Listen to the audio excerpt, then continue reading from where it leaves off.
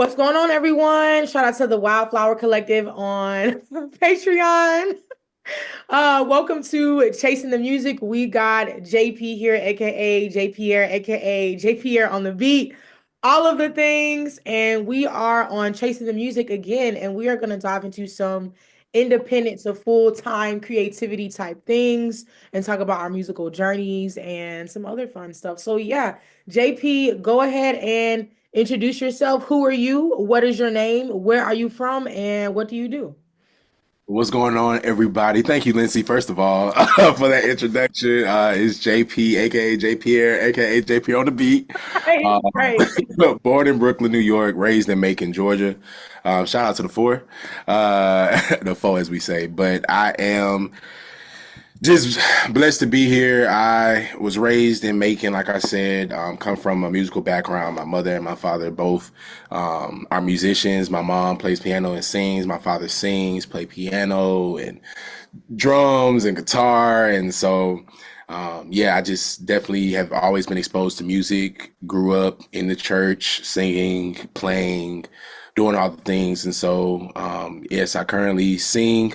And I also I play piano as well, learning bass guitar. I play bass. Let me stop saying learning. I'm playing bass, play drums. So I'm just super, super excited to just share my gifts with the world in every capacity, whether that's R&B, soul, gospel, pop, et cetera, Kompa, toot by guy. So yeah, I'm excited to be here.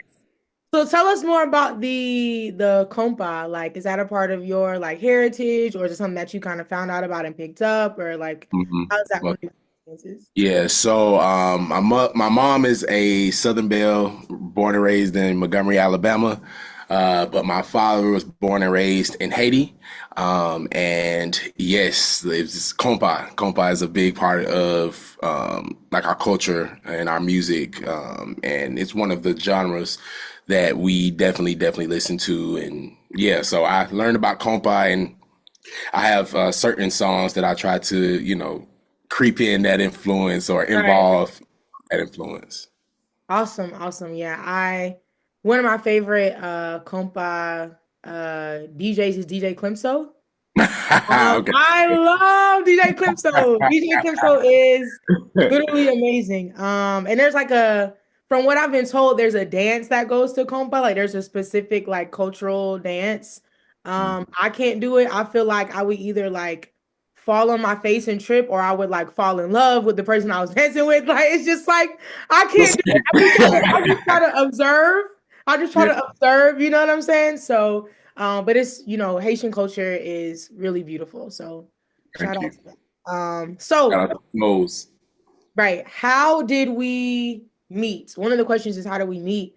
But I want to tell it from my perspective, and then you can tell it from your perspective. So my perspective is like I was working at Georgia State in higher education, and we had these trainings in June and July that we had to go to in like a regular like collegiate classroom. Um, the trainers did not help with our job. I just want to set it up front. Me and JP, I have the same job, but I was like, yo, who is this guy who keep coming in late with the laptop? Like he get to come in whenever he want and leave whenever he want. Like, who is this? And then I think like after a couple of weeks, Jackie was because I was telling Jackie more about how I do music, and she was like, "Yeah, JP plays piano." I was like, "Who is that?" And she was like, "That's the guy who was coming up with the laptop that she was mad that was coming." I was like, "Oh, that's him, facts." And then we had met in person, and it was just a vibe. And so like now you like one of my cousins. You know So what I mean? yeah, yeah. So yeah, what is your perspective? Yes, no, I definitely remember those trainings. And yes, I just remember um, the job was like I was coming in as a graduate assistant. I was getting my master's at the time. Right, And so I went to the same university for undergrad. And so I knew a lot of those people, but I remember like not knowing who Lenci was. And so I was like, okay, we got somebody, black, can I say that? We got a black woman in charge. Like, okay, I'm loving it. And we didn't really talk at first. It Yeah. was just it Yeah. was minimal, if anything. And then I just remember once we started talking, we started talking. Like it was just Right, like right, Jackie, really like just trying right. to like learn more about each other. And so yeah, from there, once we found out we did music and it was, we liked some of the same type of styles and even some of your previous experiences, what I'm saying, with the Haitian culture, you Mhm. know, um, it definitely like tapped us in. And so, yeah, Yeah. take us. And then like I remember like I think this is kind of answer another one of the questions, but I just want to let y'all know that I um one time JP really came through for me, y'all. And I just want to say it's so phenomenal, but it's also funny. So like I remember I called, and this is before I was about to quit my job at Georgia State. I called JP and I was like, hey, like I'm trying to have this show and I don't have a date, I don't have a location, I don't really have a budget. All I got is a guitarist and I need you to play the piano and I need a bass guitarist and a drummer. And he was like, okay, okay, facts, facts. And there was like this 7 minute pause of silence. And then I don't know where he was like, okay, cool, I got your drummer and your bassist. Drummer gonna stay in the pocket. The bassist is funky. We got it. I was like, for real? Like it was just because I was like, hello, like, like, and it Yeah. just like came together. So like, for those of y'all who don't know, JP actually introduced me and Don Chi to Xavier and Caleb, who plays bass and drums. And so everything just really came together. I love the way that, we all create music together because it just feels like family. Like it's not awkward, it's not weird. A lot of times, like when we make suggestions, it doesn't come off as being disrespectful or mean or acting like the other person don't know what they're doing. Like, because they have taught me things. You and the rest of the guys have taught me things. And so it's always a family environment and welcoming environment. So I love that. So next question. What challenges have you faced as a musician, whether that's with instruments or singing or just full on creativity? What challenges have you faced as a creative trying to do this thing called art full time? Like what types of things have you ran into? What are some of the challenges that you face? I think, and I was just talking recently to someone about this.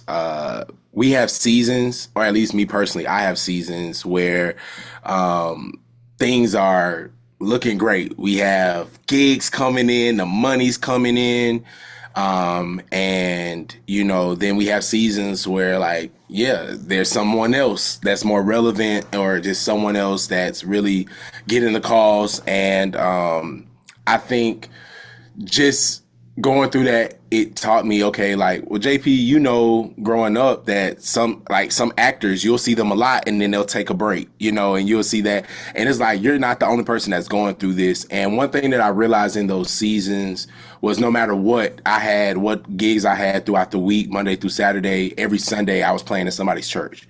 And so I'm grateful for that. And that always like just shows me, like, it just always showed me how like God is constant for me personally. And so that challenge has definitely just allowed me to just grow and mature, more, just to realize, like, even when the calls aren't coming, like, I'm still good. I'm still all right. I still have the gifts.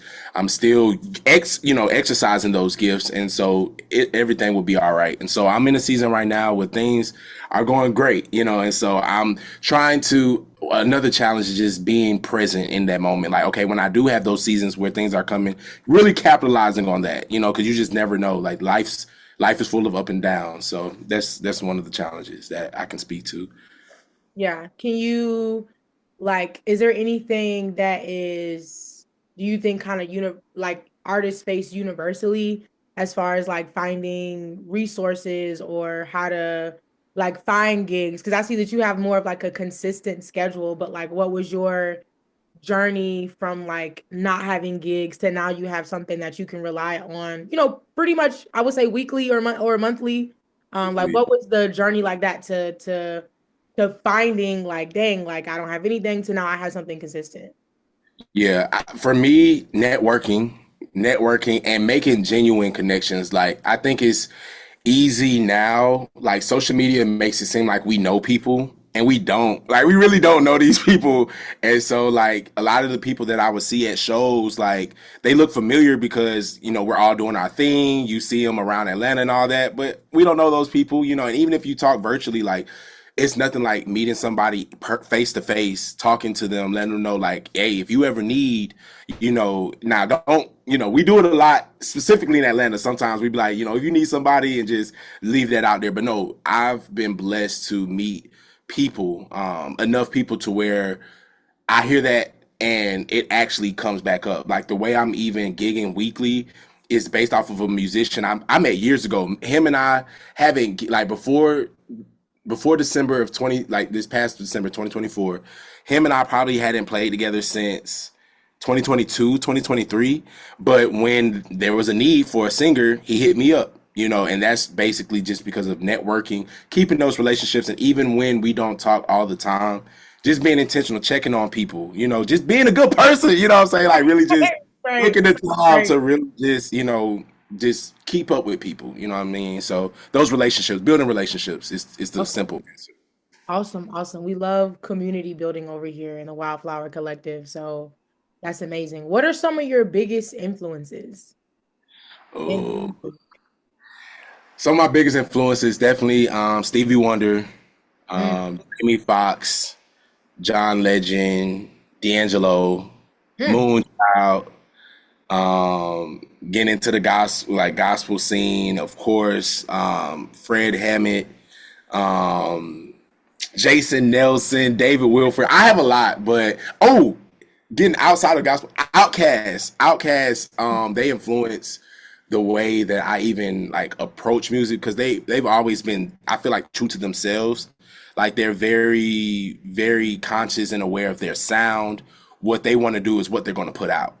And so those are some of my influences. Awesome. Awesome. Now, that sounds like a dope festival lineup. Like Right, one like on hold on. Saturday, one on Sunday. That sounds like a dope festival lineup. I One mean, on Saturday, one on Sunday. Yeah, I would buy tickets for that. Yeah, that yeah, sounds amazing. Dope, dope. I love R&B. I love my biggest influence is India Ari.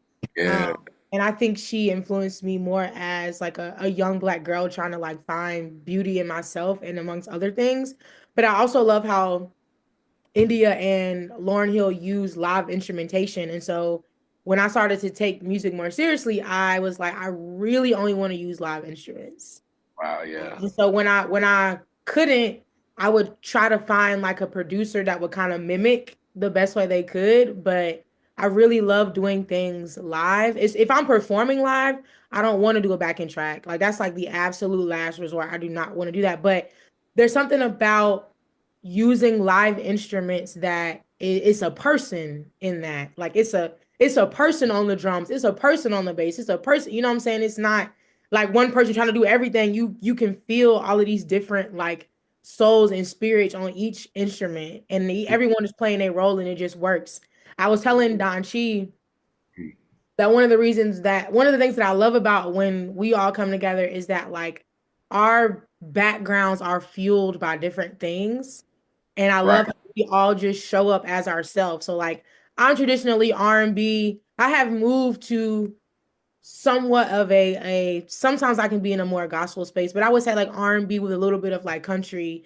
And then like Caleb is like a church drummer, and then Don She has hip hop and rock, and you have gospel and R&B and Kompa, and Xavier has like R&B and funk, and sometimes like a Afro futuristic, like a Kid Cudi type Erica Badu, yeah, type feel, and it all just works. It all just comes together and works. So I really, yep, really love that. And I think, you can be influenced by somebody that's way older than you or your age or younger than you. You know what I'm saying? There's no age on how powerful art can be.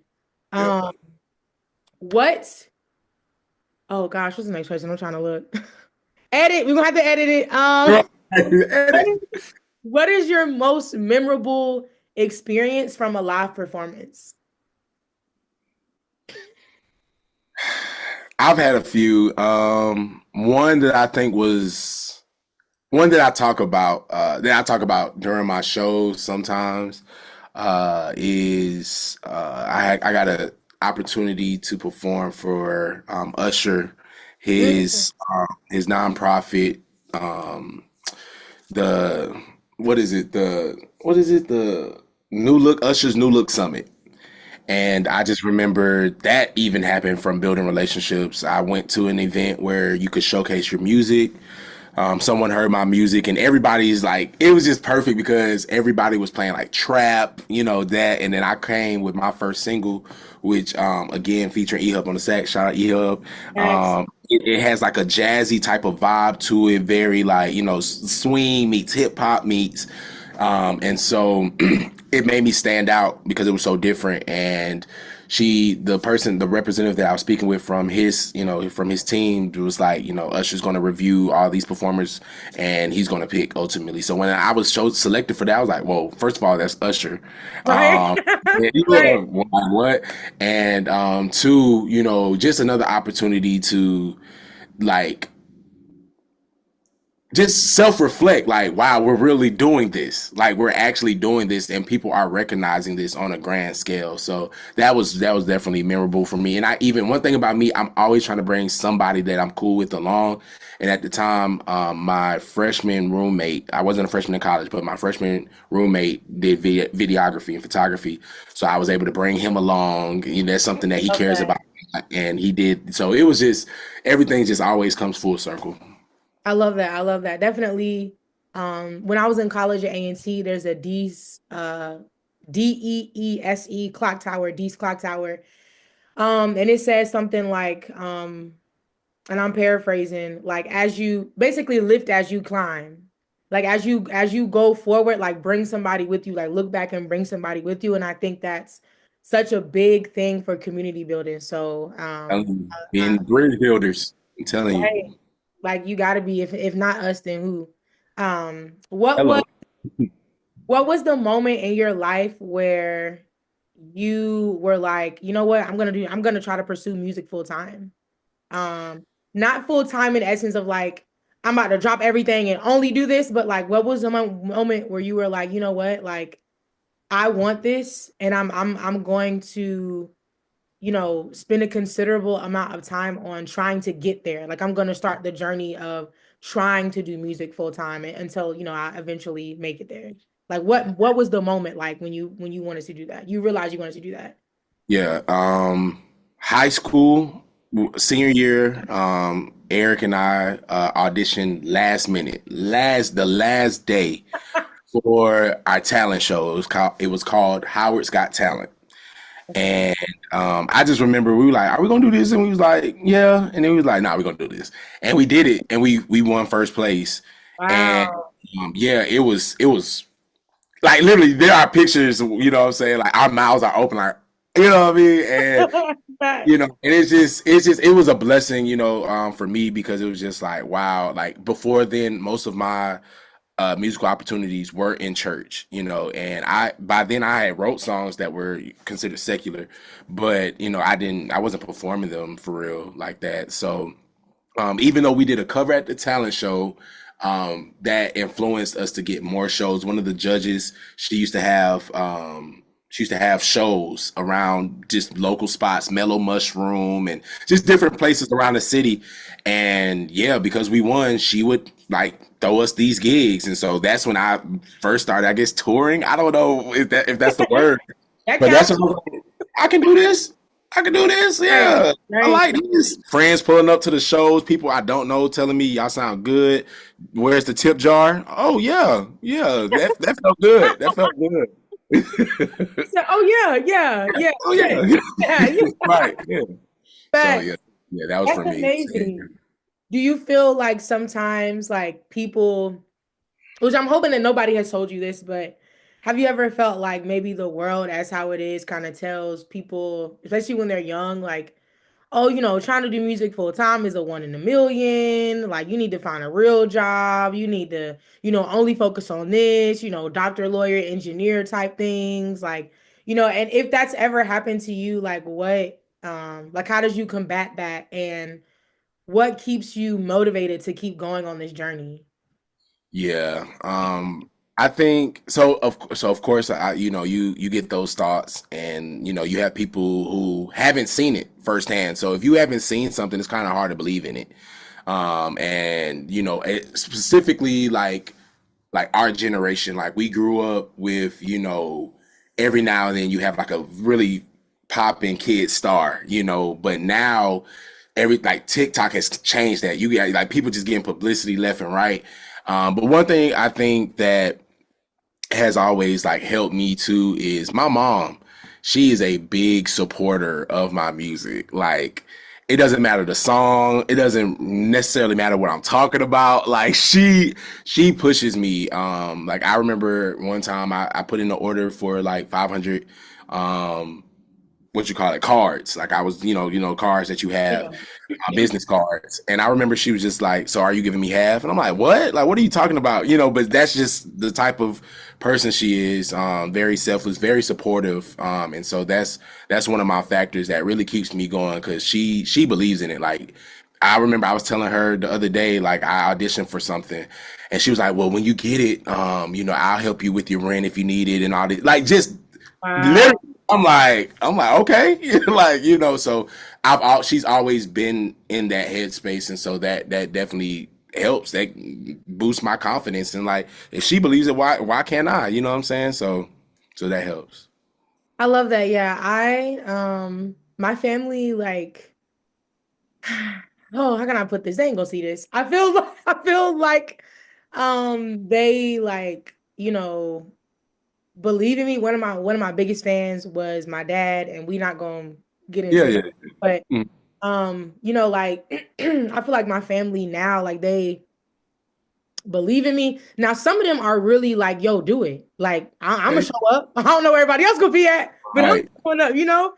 And then some of them are kind of like, oh, like, okay, it's cool. Like, my family member, like, she do music, it's like her hobby, but like I really be having to keep stuff secret and tell it to those who really, really like believe in me. Like one of my best friends is there have been days where like I was like, you know what? I quit. I'm not doing this no more. I don't want to do this. And she's like, no, we're gonna rest it. We're not quitting. I can't let you do. Right. I know you're tired. You know what I'm saying? Do I need to come Right. over, And rub you your need back? people like Promise. that. Right, You right, right. need people like You that. know, Yeah. I can cry with you. I can sing some hymns with you. I can make you some chicken noodle soup. But what we're not gonna do is quit. We can't do that. You know what I'm saying? That's not an option because oh, there go the timer. because because like I love seeing you shine. Like, you know what I'm saying? People constantly having people to tell me that and tell you that like it means so much to us because it is hard out here for a creative. Ooh. It is hard. It is hard for sure.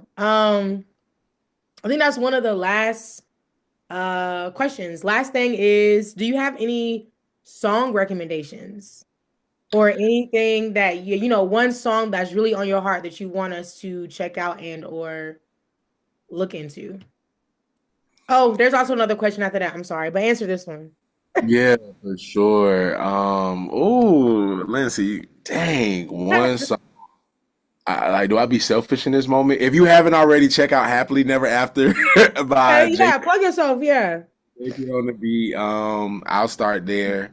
But yeah, I'm trying to think like just a song.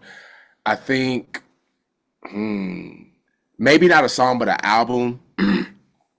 Kimberell's Live Hmm. is staple. Like for me, like outside of everything she's doing vocally, like the words, the lyrics,